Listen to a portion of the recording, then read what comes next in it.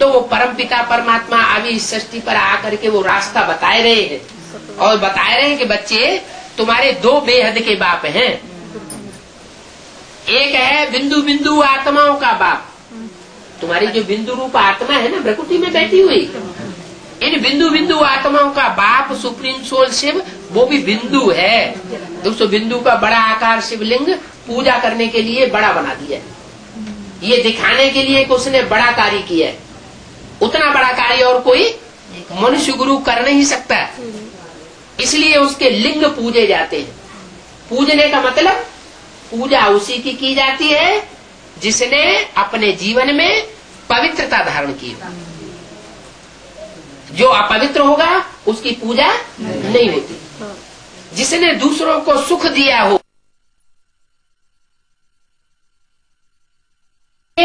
तो सारी इंद्रियां कंट्रोल हो जाएंगी। मन जीते जगत जीत।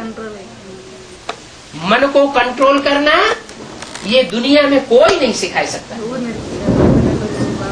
वो धर्म पिताएं, वो धर्म नेताएं, वो महात्माएं शरीर का योग सिखाते हैं।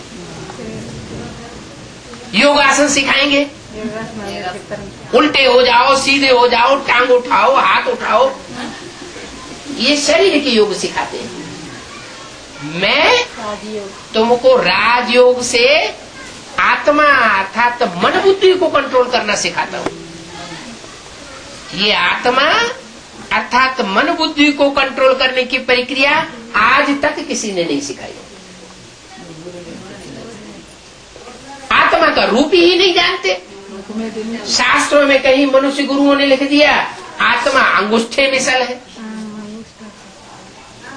फिर गीता में लिख दिया है अणोअणीयम, अणुरूप है। तो बात क्लियर नहीं होती, किसी को पक्का पता नहीं है कि आत्मा का रूप क्या है। परमात्मा बाप आकर के अभी इस समय बताए रहे हैं, बच्चे तुम्हारी आत्मा अति सूक्ष्म ज्योति बिंदु है। जैसे आसमान में स्टार चमकता है, ऐसे तुम्हारी भ्रकुटी में वो स्टार बैठा हुआ है, आत्मा चैतन्य, जिसकी रोशनी इन आंखों से निकल रही है। आत्मा जब निकल जाती है शरीर से तो आंखें बटन हो जाती है। आंखों में रोशनी रहती है क्या? नहीं। किसी मुर्दे की आंखों को देखो, उसमें रोशनी होती है क्या? नहीं होती। क्या हो गया?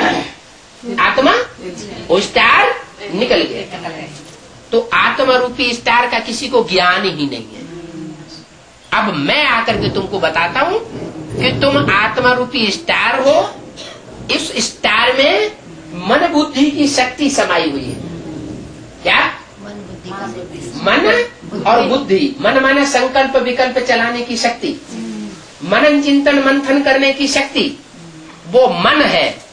और वो शक्ति जो फैसला करती है, परखती है, ये अच्छा है, ये बुरा है, ये कर्म करना चाहिए, ये कर्म नहीं करना चाहिए। ये परख शक्ति और निर्णय करने की शक्ति जो होती है वो बुद्धि का काम है। तो ये मन और ये बुद्धि, ये तीन शक्तियां। तीसरी है संस्कार शक्ति। क्या?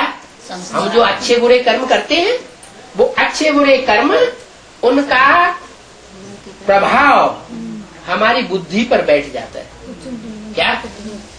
किसी ने इस जीवन में सारी जिंदगी जानवरों को काट काट करके बेचा है,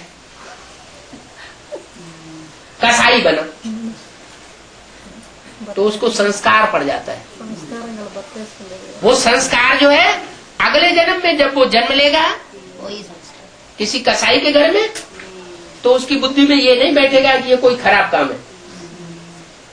जैसे कि कोई चोर होता है, पहली बार चोरी करता है तो उसका मन खाता है, अरे ये चोरी का काम अच्छा नहीं किया, जिसकी चोरी की बेचारे को दुख हुआ होगा, तो अंदर से दिल खाता है। लेकिन जो बार बार चोरी करेगा तो उसका दिल खाना बंद हो जाता है। तो ऐसे ये संस्कार हैं, अच्छे कर्म और बुरे कर्मों के संस्कार आत्मा में चढ़ते रहते हैं। तो मन, बुद्धि और संस्कार, ये तीन शक्तियां इस स्टार में समाई हुई।